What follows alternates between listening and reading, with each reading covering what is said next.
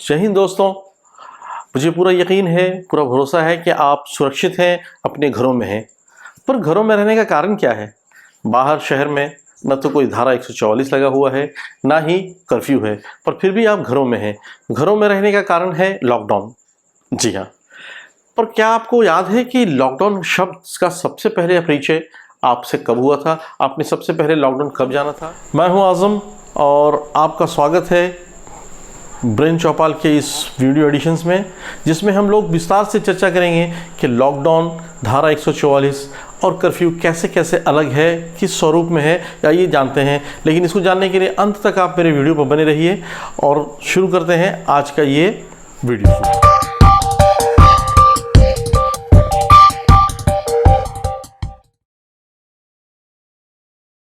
Lockdown सबसे पहले हम लोगों ने एज ए भारतीय जाना था 2020 के 24 मार्च को, जब हमारे माननीय प्रधानमंत्री श्री नरेंद्र मोदी जी ने कहा था कि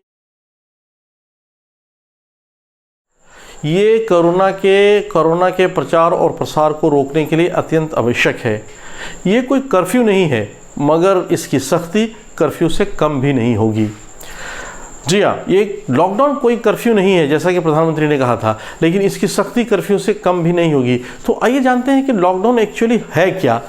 लॉकडाउन एक आपातकालीन प्रावधान है जो आपको एक जगह से दूसरी जगह से जाने से रिस्ट्रिक्ट करता है, रोकता है। संपूर्ण लॉकडाउन एक ऐसी व्यवस्था का नाम है जहाँ पे आप अपनी जगह से दूसरी जगह, स्थान या किसी जगह पे मूव नहीं कर सकते और आपको उसमें सिर्फ और सिर्फ ज़रूरी चीज़ों के लिए ही छूट होती है। जो हमारे इमरजेंसी की में जो इस्तेमाल होने वाली चीज़ है, जो हमारी आवश्यक वस्तु है, जैसे खान पान की वस्तु, दवा, कम्युनिकेशंस, न्यूज़, इन चीज़ों की छूट होती है। और जो हमारा गैर ज़रूरी चीज़ है, जो हमारा नॉन एसेंशियल चीज़ है, जैसे बाज़ार, सिनेमा हॉल, मॉल्स, पूजा स्थल, गिरजाघर, गुरुद्वारा, चर्च, ये सारी चीज़ें पूरी तरह से बंद रहती है और इनमें हमारा कोई आवागमन और कोई मूवमेंट नहीं होता है।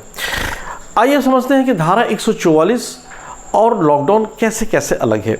धारा 144 शांति कायम करने के लिए या आपात स्थिति से बचने के लिए एक प्रावधान है, जो कि उस डिस्ट्रिक्ट के डीएम द्वारा एक नोटिफिकेशन की तरह से लगाया जाता है, जिसके तहत 4 या 4 से अधिक आदमी का एक जगह जमा होना, एक जगह एक साथ मूव करना, आर्म्स लेके मूव करना बिल्कुल मना है।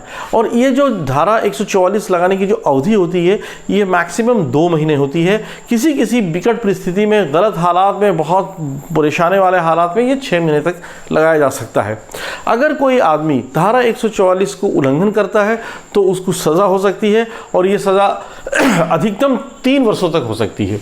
तो हमने ये जाना कि आर्टिकल 144 में अधिकतम सज़ा जो है वो 3 सालों तक के लिए हो सकती है और इसको लगाने का प्रावधान जो है उस डिस्ट्रिक्ट के डीएम के नोटिफिकेशन से होता है।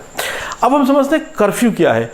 कर्फ्यू एक बहुत ही ऐसी स्थिति है, कर्फ्यू एक ऐसी स्थिति है जहाँ पे हालात बहुत ख़राब हैं, दंगा फसाद होने का डर या दंगा फसाद होने के बाद की उस प्रोविजंस को रोकने के लिए की हुई प्रक्रिया का नाम है। इसमें संपूर्ण लॉकडाउन की तरह ही सारी चीज़ें बंद होती है, इवन कि ट्रैफिक भी ज़ीरो होता है, कोई कम्युनिकेशन नहीं होता है, कोई आवागमन नहीं होता है, दुकानें बंद रहती है, सारे बाज़ार, मार्केट सब बंद रहते हैं और कोई भी आदमी को रोड पर चलना अलाउ नहीं होता है। आइए अब समझते हैं कि कर्फ्यू, धारा 144 और लॉकडाउन, इन चीज़ों से लॉकडाउन कैसे अलग है। लॉकडाउन को जो इम्पावर मिलता है, लॉकडाउन लगाने के लिए जो केंद्र को या राज्य को जो पावर मिलता है, वो 2 नियमों के तहत मिलता है। एक होता है हमारा एपिडेमिक डिजीज़ एक्ट, जिसको हम ईडीए कहते हैं, ये 1897 का एक्ट है। और दूसरा जो हमारा एक्ट है 2005 का, जिसको हम कहते हैं डिजास्टर मैनेजमेंट एक्ट।